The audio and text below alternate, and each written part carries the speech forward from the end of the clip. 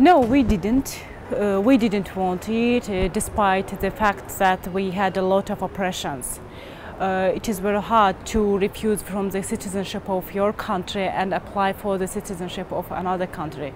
No, we didn't ask for Georgian citizenship. We asked for residency permit in 2016, but it was declined. The official response was that I am engaged in dangerous activity, and providing me with residency is against the interest of Georgia. They asked it was in anti-terrorism department in the Rustavi.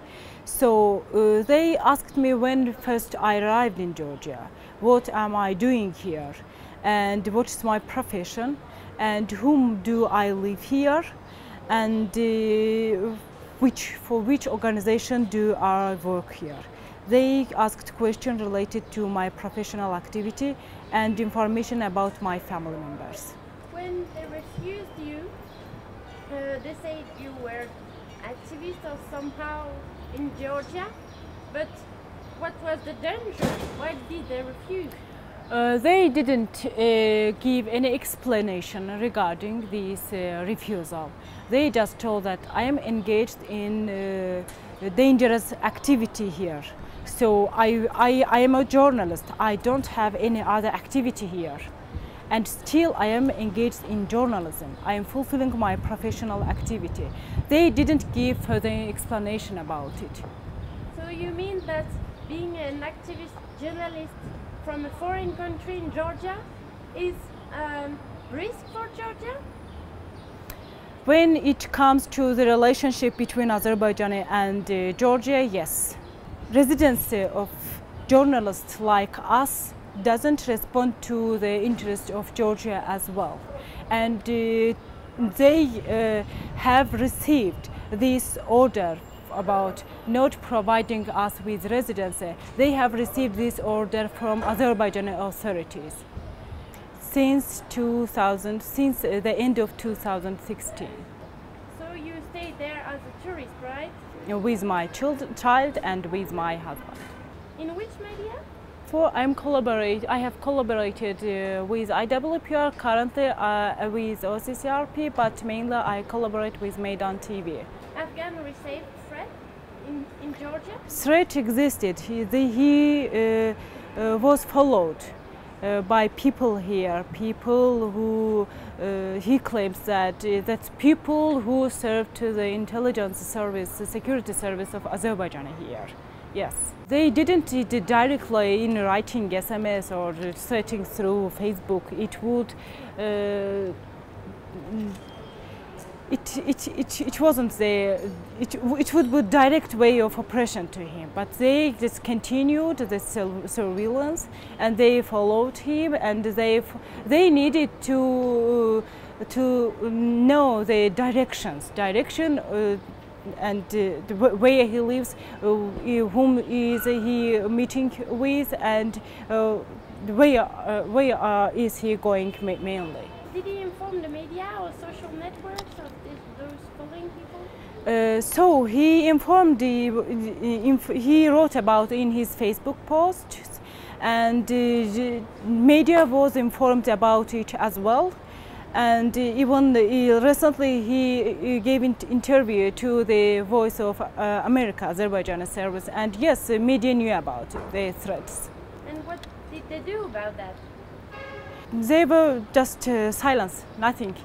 If someone reacted to it, it wouldn't happen. Especially Georgian authorities kept silence on this issue. And later they refused to me residency here.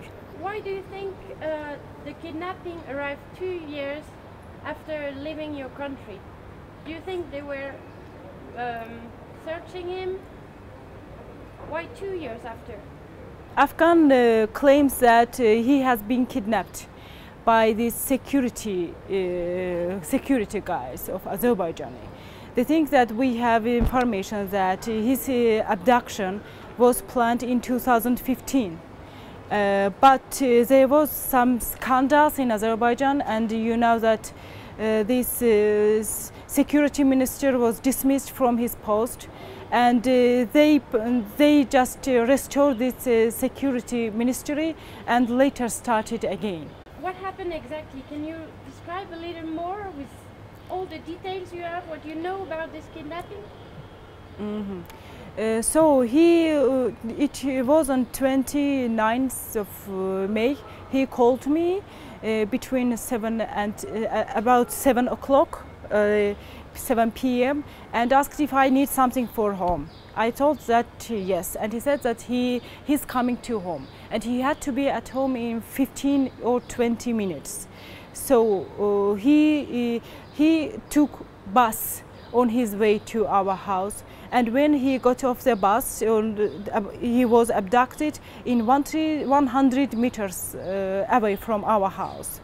And there, yes, and he was taken. He claims that he was abducted by four persons.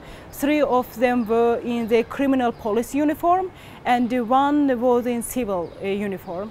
And he says that the people who abducted him, they were in masks. And he took him and beat him severely in the car. And they even have changed the car twice when they delivered him to Azerbaijan. You know, to go to Baku, it needs only 8 hours. So what happened during the 24 hours from his kidnapping to his arriving in Baku? They kidnapped him in Tbilisi. They changed the car, as I said before. So they delivered it to the other side in border checkpoint. And he was, when he was delivered to Azerbaijan side, so his hands were closed, was handkerchiefed, and they put money on his pocket. The money was put in his pocket in Azerbaijan side. So later some person called to someone in there that informed someone, tell the general that we have already brought him and the general can come to the morning ceremony. It is just like a coding, special operation code words. And later he was taken to Baku. I never thought that he can be kidnapped. I was hoping that he will come home because he couldn't be taken to Azerbaijan because he didn't have any criminal background and he didn't have any legal problems with Georgian authority.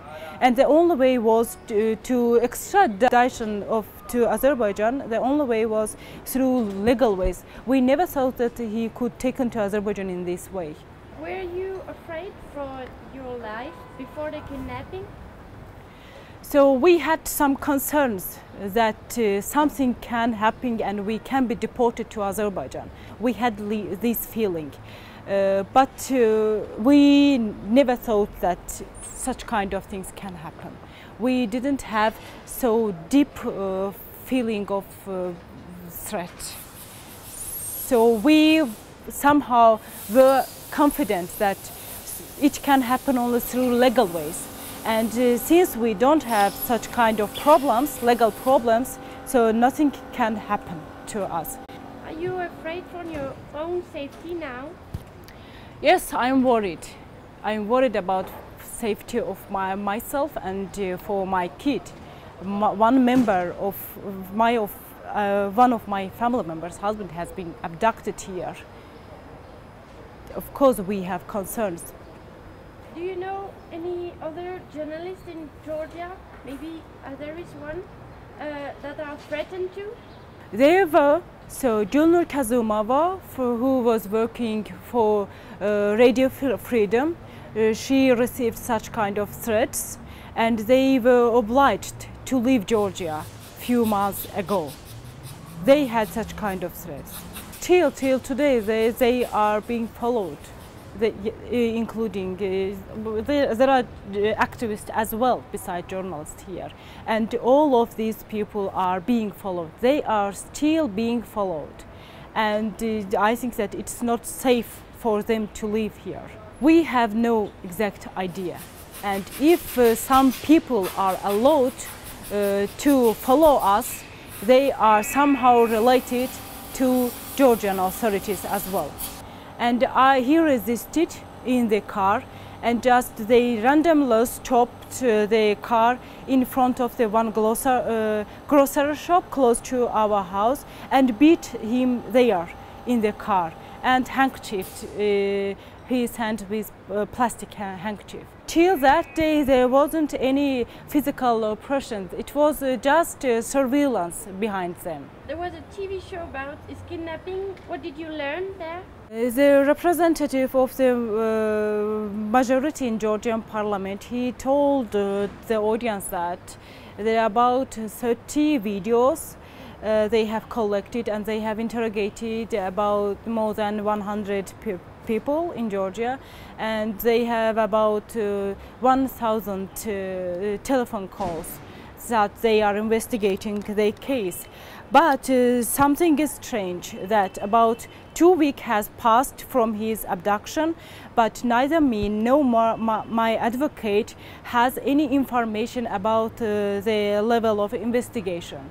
They keep silence, police keep silence, so prosecutor's office keeps silence, and I think that they will somehow direct the route of the investigation into their interest, because Afghan claims that he has been abducted by the criminal police uniform people.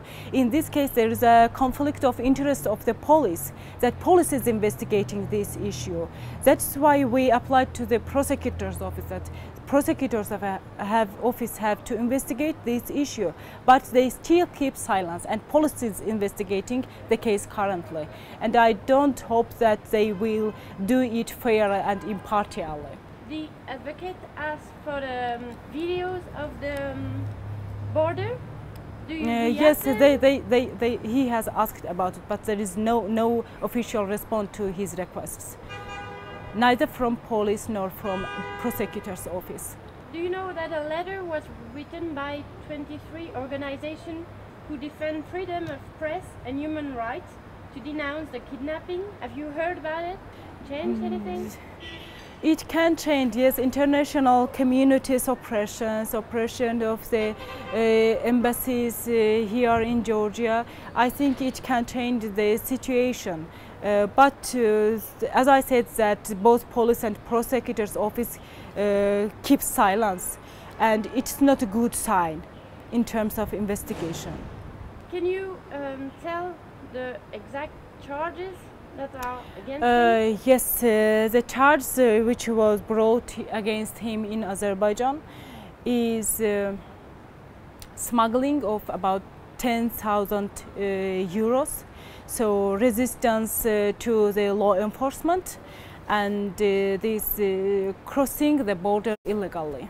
So you said someone put 10,000 euros in his pocket? Yes, they planted it in Azerbaijan side.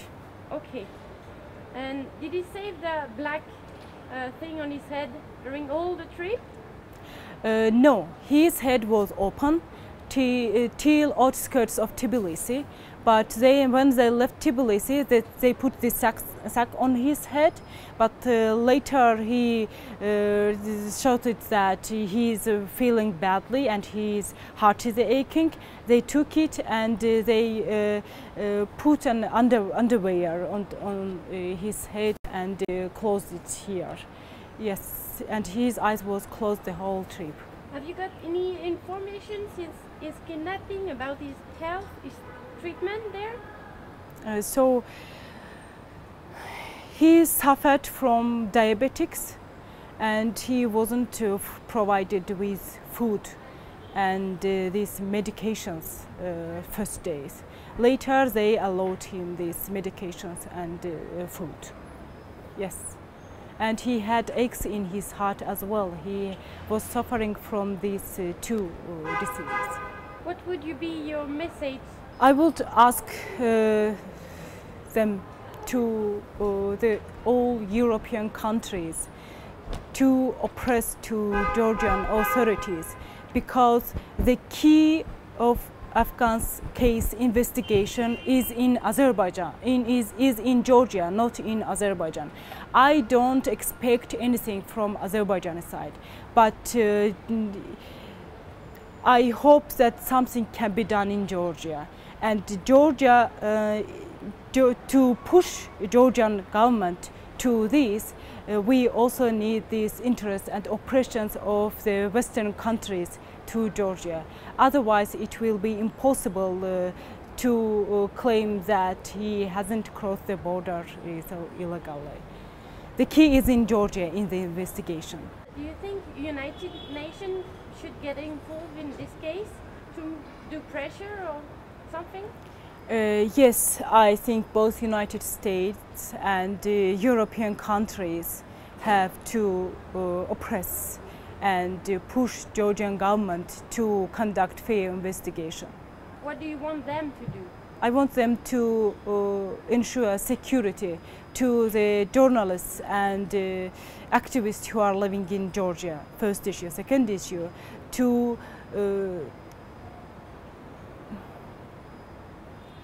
do all their efforts in terms of investigation in Georgia. So as I said, I expect nothing from Azerbaijan's side. And as I said before, that the key of investigation, fair investigation, is in Georgia, not in Azerbaijan. They have to push on the Georgian government to them to conduct fair investigation. Do you know when will be a trial? Not yet. There is no. They are conducting investigation right now. It's in first stage. Not yet. So they can extend the 3 months of pre-detention? Yes, they can extend it. For all those charges, what is the risk? How many years can he stay in prison? At least 8 years.